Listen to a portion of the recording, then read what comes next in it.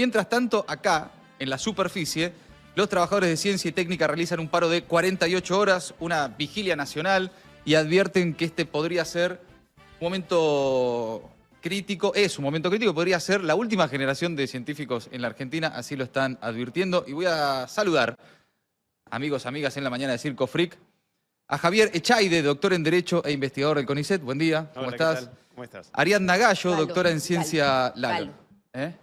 Galo.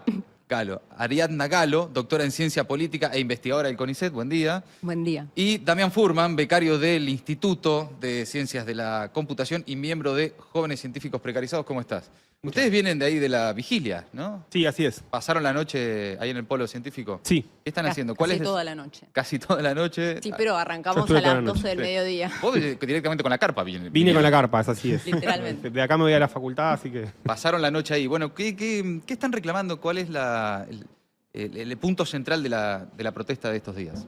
Mira, hay varios reclamos. Yo creo que los 3 reclamos principales o 4 reclamos principales tienen que ver con que hay 950 personas que están esperando su alta, gente que ganó su concurso. Recuerden que es mucha de esa gente que ya estaba trabajando como becario y que para pasar del estadio de becario a investigador de planta del CONICET hay que hacer un concurso en el cual mucha gente queda afuera. Y esta gente ganó el concurso, pero no le dan el alta porque desde que asumió el gobierno de Milei no permiten dar altas en el empleo público. Y es gente que muchas veces tuvo que reorganizar su vida para tomar este cargo y de un día para el otro se enteró que no se lo iban a dar. Mientras el CONICET sigue llamando a concursos, pero no se sabe, hace concursos que decimos concursos fantasmas porque la gente que gane o pierda no sabe si algún día va a agarrar ese cargo que gana. Y en el medio está esta gente que alguna de ellas le han dado alguna beca extraordinaria para que siga teniendo un ingreso, pero que no saben si algún día les van a dar el ingreso o no.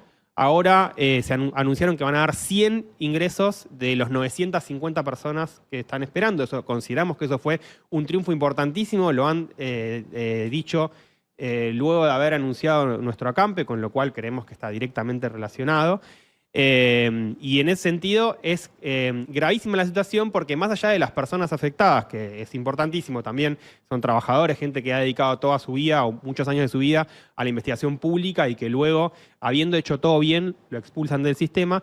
Además de eso, esta perspectiva de los ingresos hace que para todo el resto de la gente que está en las etapas anteriores, o sea, becarios como yo, el día de mañana, si no hay ingresos al CONICET, ya sabemos que en algún momento nos vamos a tener que ir, porque nosotros no tenemos la posibilidad de seguir trabajando incluso de manera precaria dentro del organismo. Si nosotros nos dan los ingresos, ya esto significa que en algunos años seguro tenemos que irnos del CONICET. Entonces también, si eso lo sumás a los salarios, que es la otra reivindicación, porque hemos perdido casi un 45% del poder adquisitivo desde que asumió Milei, lo sumás al hecho de que no hay presupuesto para investigar, entonces la labor cotidiana de la investigación se dificulta muchísimo. Eso es, lo cotidiano afecta muchísimo. Más el hecho de que tenés un presidente que no dice ñoquis por todos lados y nos insulta, ha hecho que muchísima gente se vaya sola.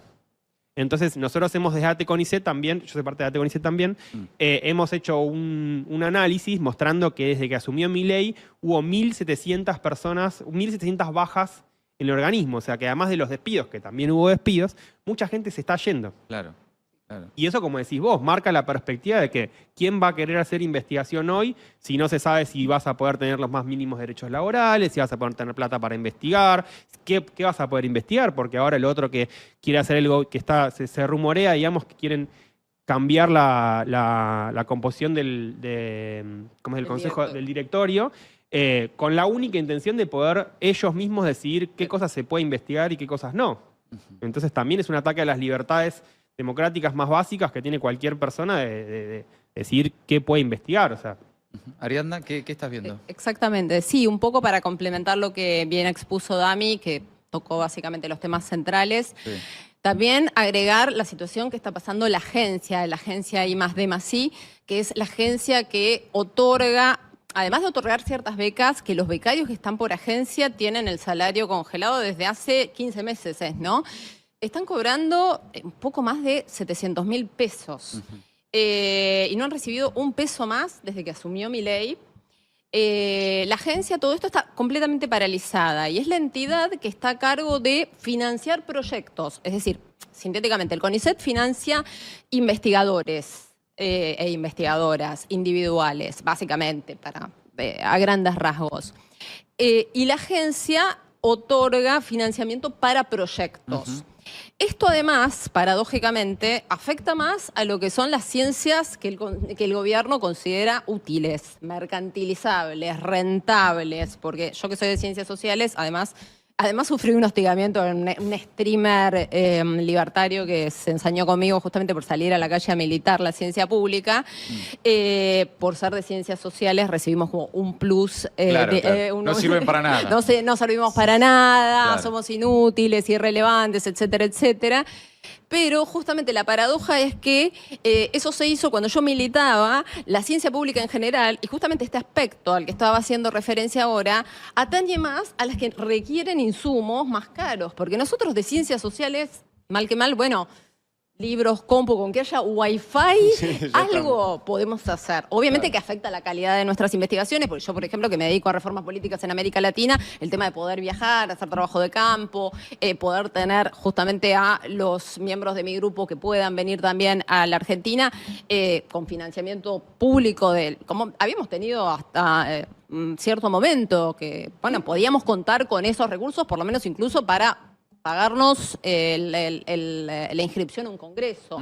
Pero las ciencias duras, las ciencias útiles, requieren insumos que imposibilitan seguir con las líneas de investigación si no los tienen. Y la agencia, que es la encargada de darlos, está completamente paralizada y es otro de los reclamos principales que estamos tratando de hacer oír en este momento.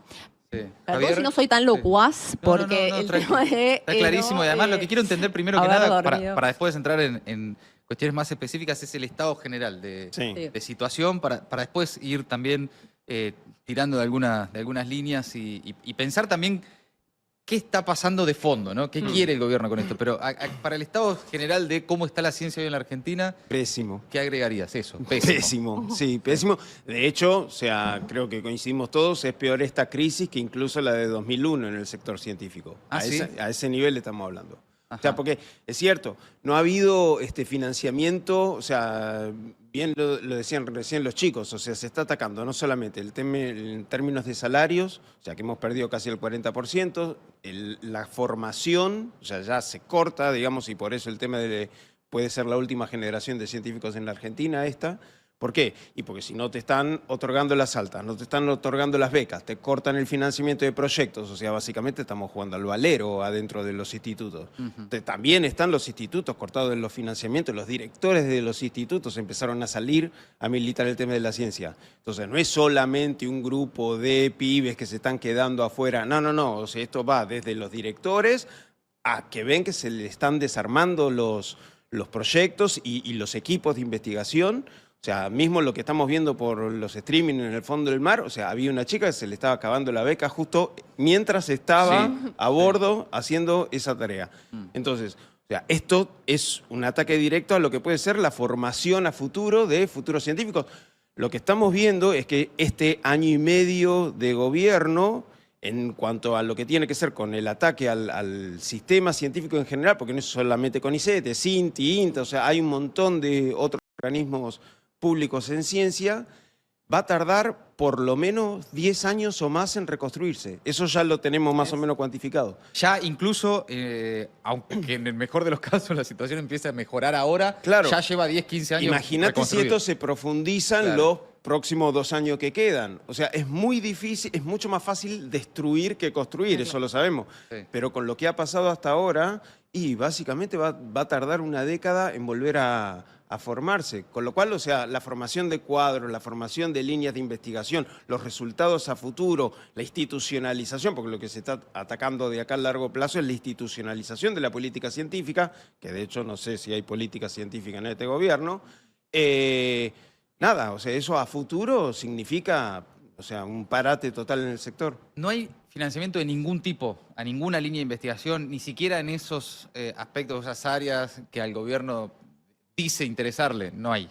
No existe. No hay el líneas de recorte investigación. generalizado Es para todos. Totalmente, Sí, quiero desmentir que haya más un Más allá de que igual lo consideraría mal, Sí, pero claro, es claro. falso que haya un desfinanciamiento a ciertas áreas sí y a ciertas no. Es un desfinanciamiento es total Que y estaría, parejo. que estaría mal, pero además es falso. Sí, es Ok. falso, es falso.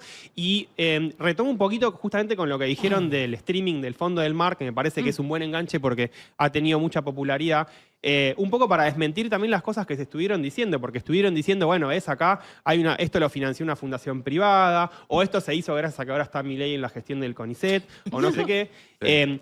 Para mí es importante marcar que si no hay una serie de inversiones previas o mucha gente que esté formada en eso, nunca se hubiera podido hacer lo de la Fundación Schmidt. Más de que vino la Fundación Schmidt y puso la plata. No es que puede venir cualquier persona. Y que los cuadros son de acá. Claro, no es Los que pueda cuadros venir cualquier científicos son de persona y acá. decirle, che, Fundación Schmidt, ¿me prestás el robotito para llevarlo al fondo del mar? No, para eso tenés que vos poder mostrar que tenés un desarrollo importante en estudiar ese tipo de cosas, que tenés un instituto que funciona, y si no, no te lo dan. O sea, para que venga la fundación fue importante antes la inversión del Estado. Exacto, y la- todas las Exactamente. cosas que vos publicaste y todo lo que vos podés demostrar que tenés desarrollado. Y por eso también es que el CONICET a la Fundación Schmidt, si bien idealmente esto estaría buenísimo que yo por lo menos creo que sería ideal que eso se financie de manera estatal para no tener que depender que haya un privado que de buena voluntad te preste el robot.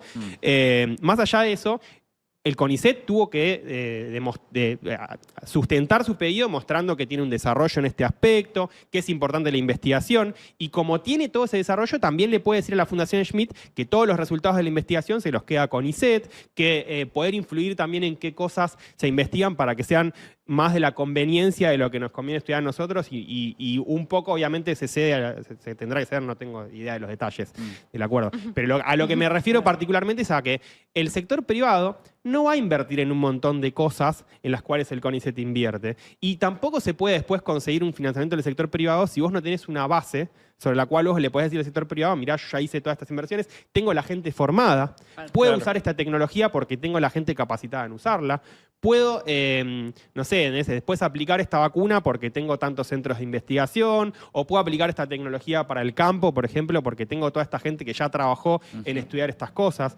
Y eso el sector privado no lo hace. Entonces también es importante en ese sentido que la gente entienda que más allá del ajuste que se hace sobre los trabajadores, que también es muy grave porque nosotros tenemos familias, somos personas, queremos tener derechos laborales como cualquier persona, además la que va a perder es la sociedad. Y es muy difícil cuantificar siempre. No es como decir, bueno, mira, acá cierra este hospital, Claro. entonces tenés, no sé, X cantidad de personas que se van a quedar sin atención de manera inmediata, entonces es más fácil. Acá no siempre es fácil cuantificar cuál va a ser el daño para la sociedad, pero el daño va a ser, como dijo mi compañero, irreparable. Porque no es la primera vez en la historia argentina que hay una, como se ha denominado, fuga de cerebros, ¿no? Sí. Pero esta es particularmente crítica. Ustedes, en términos históricos, la advierten como un momento particularmente crítico. Y este año ha habido un 33% más de renuncias. Y las renuncias son de investigadores formados, investigadores de carrera, que renuncian para irse generalmente al exterior a desarrollar una carrera. Se van del país. Se van Sí. del país. La mayoría se va del país. Se va del país. O no, hay gente que también se va al Se va sector al sector privado acá, privado. a las O universidades privadas. renuncia y se Que queda, gana. pero se dedica a Ah. Uber. O sea, también. se abre un Uber y busca, hay que buscar la changa, digamos, el laburo. Claro. Es eso. Eso está pasando también. Sí, Eso sí, está eso está pasando pasando. y además, justamente, y conectándolo con lo anterior, es también concebir que el saber científico no puede medirse en términos de utilidad a corto plazo, como lo que fue formar a los recursos que ahora justamente se están dedicando a al tema del fondo del mar, como tantas otras áreas. Esto no puede ser medido como algo mercantilizable, rentable, de inmediata colocación en el mercado. La ciencia se construye, se acumula, es un proceso Es a tiempo, largo plazo, claro, exacto. Entonces, la inversión que hizo el Estado en estas personas, en las cuales invirtió para sus becas, muchas veces doctorales, postdoctorales, su formación durante su estadio como investigadores de carrera, ahora se ve desperdiciado porque estas personas no pueden continuar con sus líneas de investigación, no pueden continuar trabajando en el organismo y lamentablemente tienen que ver truncas esas tareas que además muchas veces también implican dejar descabezados grupos de investigación, que a su vez también quienes dirigimos grupos de investigación tenemos pocos incentivos para ofrecerles a nuestros miembros, porque ¿qué le vamos a decir? No tenemos financiamiento, probablemente si te presentas una beca no te sale. Entonces, justamente esto tiene que ver con el contexto general de que vamos a terminar siendo la última generación que pudo completar la carrera de investigador propiamente dicho. Ahora, hay científicos que no solo se están yendo del país o se están yendo al sector privado o a las universidades privadas, sino que están dejando de investigar, están dejando de ser científicos para dedicarse a otra cosa, a otro laburo. Están buscando el mango en otra cosa. Totalmente. Mira, a mí, yo estoy en la Facultad de Derecho, sí, en la UBA. El instituto de investigación donde, o sea, desarrollo mis tareas como investigador de CONICET está ahí. Y estamos perdiendo un cuadro. O sea, es un muchacho que se va a Chile, le están ofreciendo el triple de sueldo, con todas las comodidades. O sea, es un amigo, digamos, que se presentó a un concurso internacional para medirse, digamos, para ver qué onda, sin esperanzas de demasiados resultados. Resultó que ganó el concurso internacional, lo terminó ganando y le terminan ofreciendo todo esto. Ante la incertidumbre del panorama general en el sector, con todo lo que está pasando, dicen, mirá, me voy. Y se muda con la familia. Es un cuadro científico que tardó más o menos 15 años en formarse. Claro. Chau. O sea, lo saludamos de lejos. Con la esperanza futura, a ver si vuelve, no vuelve, deja de venir. O sea, ahí ves un ejemplo concreto de cómo una persona a la cual toda la sociedad argentina invirtió 15 años para que esa persona se pueda formar y está perfilada a nivel internacional, porque recordemos que el CONICET está rankeado altísimo dentro de los organismos públicos en materia científica a nivel mundial. Entonces, es un investigador de CONICET formado durante todo ese tiempo, con plata de la sociedad argentina, que lo va a terminar aprovechando otro país. Pero además, que quiere estar en la Argentina. Que quiere estar acá, se quiere quedar. No es que dice, bárbaro, me vino una oportunidad, me voy afuera, era exactamente lo que quería. Es gente que quiere estar acá, que quiere investigar para la Argentina, y que nosotros trabajar en la Argentina. Queremos investigar en Argentina. Claro. Hay algo que también hay que decir, que es que los salarios y la inversión en ciencia siempre fue, por lo menos a mi criterio, siempre fue baja. Los salarios siempre fueron bajos, particularmente. Lo que pasa es que, bueno, una cosa es tener un salario bajo, pero bueno, que más o menos te permita pagar el alquiler, pagar algunos servicios. Nunca te vas a ir de vacaciones a un lugar súper extravagante, pero bueno, más o menos podés llegar a fin de mes, a lo sumo algún mes contás un poco más las monedas, otro no. Y otra cosa es cuando ya realmente el sueldo no te alcanza para nada. Retomo esto que está diciendo Dami. Con el tema de salarios, la ley de financiamiento de la ciencia tendría que decir que este año se tendría que invertir el 0,45% del PBI, 0,45% del PBI en ciencia y técnica. Y estamos invirtiendo el 0,15%. O sea, menos de la mitad. ¿Y cuál es la respuesta, el argumento de las autoridades del gobierno en la materia? ¿Qué dicen? Nada. No hay somos la casta, eso es un poco lo que quería decir. Nos dicen a nosotros que somos la casta cuando... Esto no es ahora con el gobierno Milei. Desde siempre la gente que se dedica a la investigación, con alguna excepción, siempre hay casos distintos, pero en general es gente que tiene mucha vocación y que ha puesto mucho sacrificio personal para hacer esto. Hay gente que paga de su bolsillo reactivos, hay gente que paga de su bolsillo viajes laborales, hay gente que paga de su bolsillo para publicar, hay gente que paga de su bolsillo los materiales que necesita para hacer las investigaciones. Cuando nosotros siempre tuvimos salarios relativamente bajos. Entonces, realmente que a uno le digan casta no se puede creer.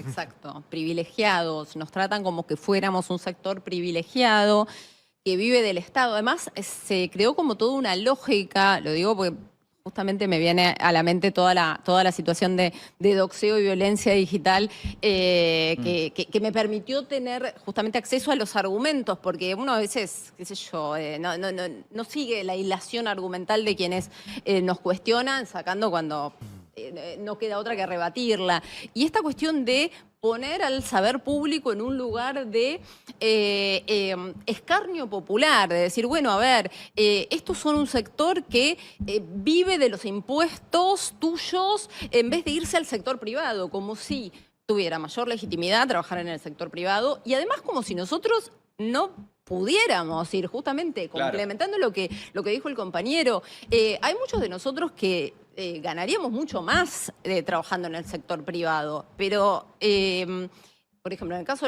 de ciencias sociales, yo soy politóloga, yo no voy a poder hacer libremente, plantear Investigaciones. libremente mi posición respecto de lo que son las relaciones de poder si tengo que trabajar para un think tank que me va a pagar por mis servicios. Entonces, justamente de eso se trata, justamente poner a la ciencia pública en el lugar que corresponde, porque eso es también parte de lo que nos hace como organismo, y como también señaló el compañero, el organismo está calificado como primero en América Latina sí. en un 5% más alto de los organismos científicos del mundo, según el ranking Jimao, que es sumamente prestigioso.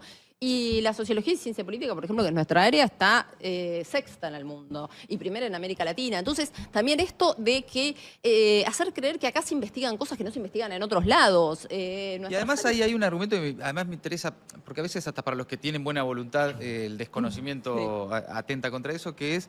No es que las becas de CONICET se revolean por la calle. No, claro. ¿no? Y No, pasás no. por el Pero CONICET y el te dan tema una de beca. concursos, claro. Ahí hay concurso, hay mérito, Sí. ¿no? Ya que piden mérito. Y siempre queda mucha Y gente cuesta. afuera. Y Cuesta mucho. ¿Cómo es el proceso? Para el que, el que desconoce por completo cómo se Por llega lo general, al o CONICET. sea, por lo general uno se forma como becario. En el caso mío, yo nunca gané una beca CONICET. O sea, yo tuve que hacer o sea, por eso el tema de los 10, 15 años de formación.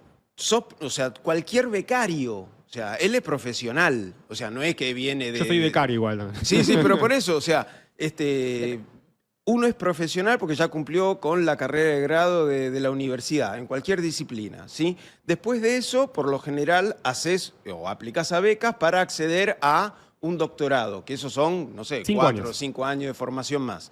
Además de lo que la formación de la universidad. Una vez que lograste hacer el doctorado exitosamente, ahí empezás a concursar de vuelta para el ingreso a la carrera. Primero tenés la beca postdoctoral, Y está que en general, o sea, es casi obligatoria porque es muy difícil pasar Ahora directamente de doctorado a la carrera. Y ahí tenés 2 o 3, antes era 2, ahora lo pusieron a 3, son 3 años más. O sea, Claro. 8 años como becario, donde en cada etapa vos tenés evaluaciones en el medio en las cuales podés quedar afuera. Claro. Y a veces te podés presentar de vuelta y a veces no. Vos, si estás pasando de postdoctoral al ingreso a carrera, no podés, o sea, es o entrás o no entrás. Y la por eso- situación de los becarios es muy precaria también, hay que decirlo. O sea, no tenés una estabilidad laboral porque de hecho, o sea, no sos, sos trabajador en los hechos, pero no tenés derechos de trabajador porque no sos un empleado formal. Entonces, ahí, cuando vos ya tenés el doctorado, ¿sí? Intentás aplicar al ingreso a carrera de investigador científico. Y recién ahí, si ingresás, o sea, ahí estaba el caso de los 900 compañeros que están ahí esperando desde hace 2 años, porque ya ganaron Claro. ese concurso, pero todavía no le bajan la guita, digamos, no los admiten. formalmente. Claro, o sea, no los admiten oficialmente como investigadores de CONICET. Es gente que ya ganó el ingreso. O sea, Entonces, gente que ya hizo todo todo ese ese camino, recorrido. y ahí en esa instancia es donde están... Pero no es solo en esa 900 personas. instancia, no No, es y que además esa fue instancia en todas las instancias. entró. Claro. Digo, pero Lo es aprobaron. gente que le dijeron, entraste al CONICET, Claro. buenísimo, le dijeron, vení el 12 de diciembre a subir tu cargo, y el 10 asumió mi ley, prohibió que den altas en el Claro. Estado, y hay casos de gente que se mudó de otras provincias a Capital o a otras provincias, Porque había entrado. porque había entrado para empezar a trabajar y de repente Claro. se enteró que no. Claro, claro. Que todavía no, y no sabe tampoco cuándo va a salir, si va a salir Claro, o no, es qué hacer. incertidumbre. Eso es la gravedad también de la situación que estamos viviendo ahora, de gente que, según las reglas que siempre le planteó el CONICET, hizo todo bien, más allá de que esas reglas son súper criticables y tenemos un montón de críticas a la falta de estabilidad laboral y al hecho de que vos todo el tiempo tengas que estar siendo evaluado y que en esas evaluaciones, porque y además vos no tenés licencias como becario, no tenés un montón de licencias, no tenés licencia por maternidad, no tenés licencia por enfermedad, entonces ponete que tuviste una enfermedad grave y tuviste que hacer un tratamiento largo y bueno, después te evaluaron Tenés mal que y te quedaste producir igual. afuera. Claro. Ahora, el ataque al conocimiento, en definitiva, es en toda la escala, ¿no? Porque estamos hablando desde los que ya entraron al CONICET Ujú. hasta incluso antes, que es... Los que quieren entrar, claro. No, incluso antes también, que es el sistema universitario. Ah, sí. Y hasta la posibilidad de estudiar en la Argentina, ¿no? O sea, es como de punta a punta en toda la escala del conocimiento, tenés distintos tipos de ataques. ¿Cuál creen que es el objetivo político, ideológico de que eso suceda? Porque no es solo, me imagino, ajuste, ¿no? Me da la sensación de que no es solo equilibrio fiscal. Parece haber en el sistema científico, en el universitario y demás, pero en todas las áreas, un ataque a una destrucción estratégica de lo que representa un proyecto de país, lo que significa el Estado, un poco también la idea de qué es la Argentina. Pero, ¿qué ven ustedes de fondo ante este ataque a la ciencia en la Argentina? Yo, en primer lugar, creo que hay un fenómeno que se da a nivel mundial que tiene que ver con el ataque al conocimiento en general. Claro. Eso, en Estados Unidos, hubo antes de que ganase Trump las elecciones ahora, había un asesor que dijo: nuestro enemigo son los profesores universitarios. Eso fue, en su momento tuvo cierta repercusión. En el mundo, pero en gobiernos, este tipo de Sí, ideología. sí, ¿no? totalmente. Sí. Pero me parece que también tiene que ver con, digamos, de alguna manera un reconocimiento de que la ciencia es en algún punto, no necesariamente siempre, pero puede cumplir un rol emancipador. Y por lo menos acá, en el caso del gobierno de Milei, yo creo que hay una política bastante consciente de decir: nosotros no queremos un desarrollo soberano, no queremos salir a competir tecnológicamente con Estados Unidos, queremos ser un país servil. Es que, Exacto. discúlpame, pero en realidad, o sea, me parece que a lo que se ataca es al pensamiento crítico, en términos generales. También. O sea, no Exacto. solamente pensamiento crítico en ciencias sociales, Sí. o sea, pensamiento crítico en términos generales. O sea, cualquier cosa que pueda llegar a poner en duda ciertos parámetros, digamos, o ciertas premisas que a los poderes de turno le resultan cómodas, le resultan confortables como para seguirse sosteniendo, listo, a eso hay que echarle hacha, digamos. Entonces me parece que la pelea va por ese lado, porque eso ataca, digamos, precisamente la capacidad de desarrollarse y arraizar ese pensamiento crítico de acá a futuro. Te doy Exactamente. un ejemplo más puntual, perdón. Milei dijo: los gays son pedófilos. Eso se puede refutar científicamente con estadísticas, Muy fácil. claramente. Pero bueno, Milei no tiene interés en refutar eso y en constatar si lo que él dice es cierto o no. Al contrario, Milei es un generador constante de fake news y mentiras. Y entonces también la ciencia cumple un rol en bloquear una política que está basada en la desinformación también, entre otras cosas. Exactamente. Sí, para complementar lo que dicen los compañeros, esta cuestión de que lo que busca es bloquear el saber que incomoda, el saber que cuestiona el poder y que de alguna manera proporciona visiones y perspectivas complejas de una realidad que busca presentarse como algo simplificado. Claro. La lógica del meme, de la frase, de la repetición constante. Bueno, la ciencia justamente implica complejidad, implica construcción, implica tratar de llegar a un nivel de abstracción para aprender los procesos reales que muchas veces incomodan a quienes ocupan posiciones realmente privilegiadas. Y esto además también porque hay una idea de que todo tiene que estar atado a esta lógica mercantilista. Entonces, aquello que no es inmediatamente productivo, no es inmediatamente útil, es visto como quitable, Superfluo, fuera, claro. etcétera. Y también porque es cómodo construir un enemigo, estigmatizarlo y decir: bueno, estos son por culpa de que estos investigan estas cosas que además no sirven para nada. Hay pobreza, hay indigencia y desigualdad, cuando justamente los que estamos acá militando la ciencia pública también militamos todas las otras causas. Me interesa también explorar algo que surge de lo que están diciendo. ¿Qué impacto tiene en el concepto de soberanía también, no? Porque vemos, y acá lo charlamos mucho, sobre la cesión permanente de soberanía que es el gobierno de Milei, en todos sentidos, soberanía política, económica, hasta territorial en algunos casos. ¿Qué ven en esa línea, en la pérdida de soberanía del conocimiento, soberanía científica, y cómo afecta eso al concepto de soberanía de la Argentina? Y es la incapacidad de poder formar políticas públicas, pero aparte también, o sea, líneas propias independientes de investigación, un poco lo que decía ella. O sea, perdés cuadros, te cortan el financiamiento, perdés proyección a futuro, volvés 20 años y tenés que arrancar casi de cero. Entonces, perdés la capacidad de liderar, ¿sí? Y proyectar a futuro líneas políticas en términos generales. O sea, digo, no solamente en políticas públicas, o sea, sino también, no sé, química, física, o sea, poder llegar a lugares en donde esto que pasa con el tema del streaming, o sea, se descubren especies nuevas. Perdés los cuadros que van a descubrir especies nuevas. Claro. O sea, nada, la realidad te va a pasar por arriba y nosotros no nos vamos a estar dando cuenta.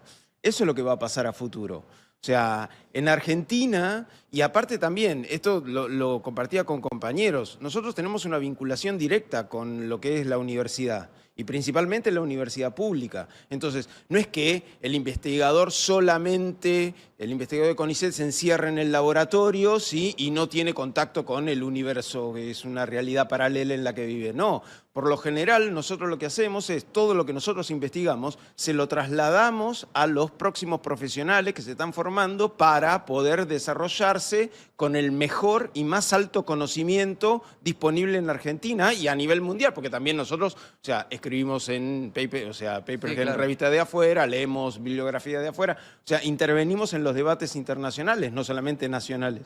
Yo creo Sí. que hay un tema con esto que es que la ciencia es una condición necesaria, pero no suficiente para la soberanía. Ese es un tema para mí que es importante porque me parece que nosotros tuvimos un desarrollo científico que es reconocido a nivel mundial, pero no por eso necesariamente tenemos una soberanía industrial, un desarrollo autónomo. Entonces me parece que mi ley explota mucho esa lógica que tiene que ver con muchas cosas públicas, como por ejemplo, el hospital público funciona mal. Entonces, ¿cuál es la solución? Lo cerramos. Eso es una falacia. Porque, ¿por qué no decís, bueno, el hospital público funciona mal? Es verdad. ¿Por qué no lo mejoramos? Porque si vos lo cerrás, lo que no estás considerando es que hay muchísima gente que con una atención deficitaria, con un montón de problemas, bueno, al menos tiene eso. No, y lo que hay es una lógica de atacar lo que funciona bien diciendo eso, ¿no? Porque, por ejemplo, el Garrahan, También. el principal y mejor hospital pediátrico de la región, sin embargo, también lo quieren cerrar. Y Es en ese cierto. caso funciona bien. Y el CONICET con muchas fallas, Funciona bien. digo, no sé si es un debate más complejo si funciona bien o mal, pero al Bueno, menos pero claro, tiene sí. reconocimiento Todo se puede internacional. mejorar, Claro. todo se puede mejorar. No, mejorar pero se puede no- mejorar todo, claro. eso está claro, sí. Pero tiene reconocimiento internacional, está bien valorado. Y sobre todo, para mí lo más importante de destacar es que nosotros, en condiciones de menor presupuesto, de mayor dificultad, haciendo esto que te digo, nosotros muchas veces ponemos de nuestro bolsillo para publicar, ¿no? Competimos y estamos en un ranking más alto que universidades o institutos de investigación privados de Estados Unidos de prestigio recontra internacional, y estamos ahí compitiendo cuando nuestras condiciones son mucho peores. Nosotros partimos de un esfuerzo personal mucho mayor y de hacer investigación buscando los recursos de donde podemos, siendo creativos a la hora de cómo nos financiamos, cómo desarrollamos nuestra investigación. ¿A qué atribuyen el furor que generó el Fondo del Mar y el stream del CONICET? ¿A qué lo atribuyen? ¿Qué creen que hay ahí? ¿Qué está pasando con eso? Yo creo que es un poco curiosidad de la gente. O sea, ¿por qué? Porque demuestra que la gente puede optar libremente entre mirar programas en internet absolutamente triviales a ver cosas que pueden ser más profundas y que aportan al conocimiento y nada. Y la pegada está en que la gente elige cosas más profundas que le brindan conocimiento. Cosa que en el prejuicio dirían, la gente lo que quiere ver es desfile. Claro. Y no, y en realidad quiere a Batatita, quiere la especie nueva, quiere el Dumbo, que es una cosa maravillosa. Entonces, es eso, o sea, hay posibilidades de tener más y mejores cosas. Y eso es lo que creo que quieren estar atacando. O sea, quedarnos en el atraso en sentido amplio. O sea, achatarnos y machacarnos la cabeza con la cosa más sencilla, más simple para nada. Para que no asomes la cabeza para investigar y ver qué cosas nuevas hay. No ser curioso. Sí, porque eso es lo que nos mueve a todos nosotros y nosotras. ¿Qué más ven en el furor del stream del CONICET? Digo, ¿qué ven ahí que haya... Más allá de que además es interesantísimo el fondo del mar de repente, ¿no? Porque es una exploración se ve en vivo. apasionante, que la ves Claro, en vivo. que se- La calidad de la transmisión, la imagen, todo eso es fantástico. Pero ¿qué hay ahí? ¿Qué se puede leer de lo que despertó el fondo del mar en este caso? En definitiva, una investigación científica, ¿no? Sí, yo creo que, o sea, a sumar a lo que dijo Javier, hay sobre todo un resultado. Me parece que la gente ve el proceso termina, y eso para mí también es importante destacarlo. Esa transmisión en vivo, estoy seguro, no conozco los detalles porque ni siquiera soy de biología, pero estoy seguro que tiene un montón de trabajo por detrás. Y eso no siempre se ve. Claro. Pero sí se ve el resultado, se ve que esto es un quiebre, digamos, en la investigación. También, de vuelta, no soy del área, pero especulo que debe ser un avance muy importante. Y me parece que eso también la gente lo reconoce. Reconoce que acá está viendo algo que es importante en términos históricos, que además es entretenido, porque yo lo vi con mis hijos también y les encantó. Totalmente. Y me parece que sobre todo también es eso, es un reconocimiento. Sí, de hecho hay un reconocimiento a los científicos porque y a las científicas los escuchás relatar con tanta pasión lo que están haciendo, que ahí también hay un vínculo con la ciencia. Decís, che, mirá, Totalmente. es apasionante, ¿no? Lo digo porque lo he visto con mis hijas chiquitas, muy metidas ahí, no solo porque el fondo del mar es, ¿no? Casi sabemos menos del fondo del mar que del espacio exterior, entonces de repente parece una expedición a la luna, entonces es novedoso. Pero además la pasión que le ponen, la forma en la que relatan lo que van encontrando, también veo ahí una identificación con esa pasión, ¿no?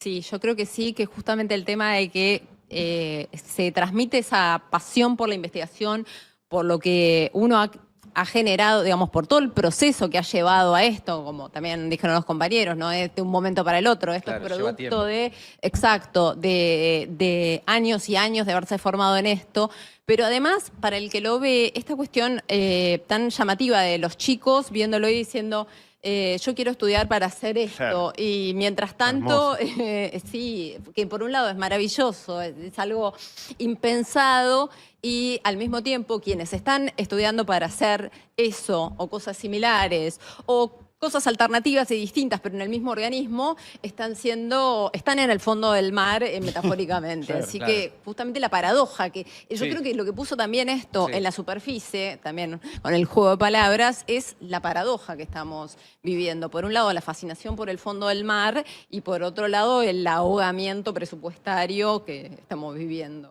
quienes somos parte. Bueno, la situación es que claramente es dramática, lo venimos advirtiendo y por eso los queríamos convocar, para poner en el estado de situación sobre la mesa. Pregunto pensando a futuro, digo, ¿no?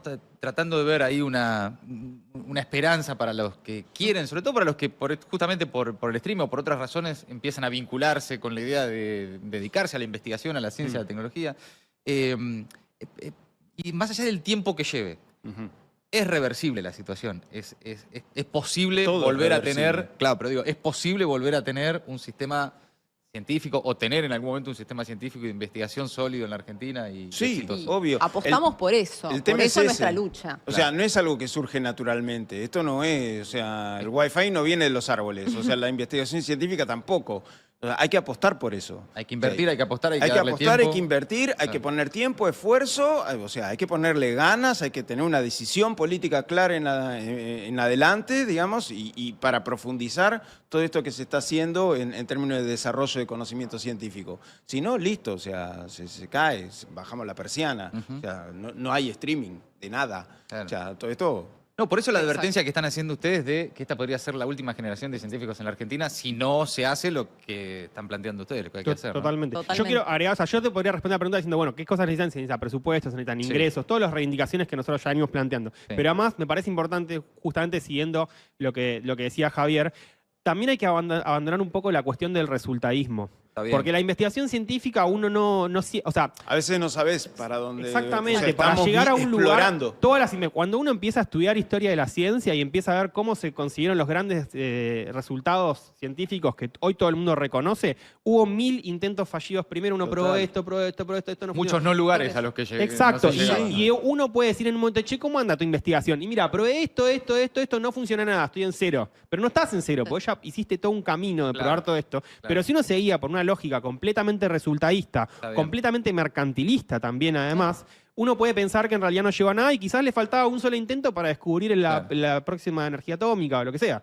Entonces, Reivindicar el proceso más allá de. ¿No? exacto. del Eso resultado. es como, a mí un poco más acordar cuando la gente criticaba la selección, decía, mirá, no gana ningún partido, no hace nada.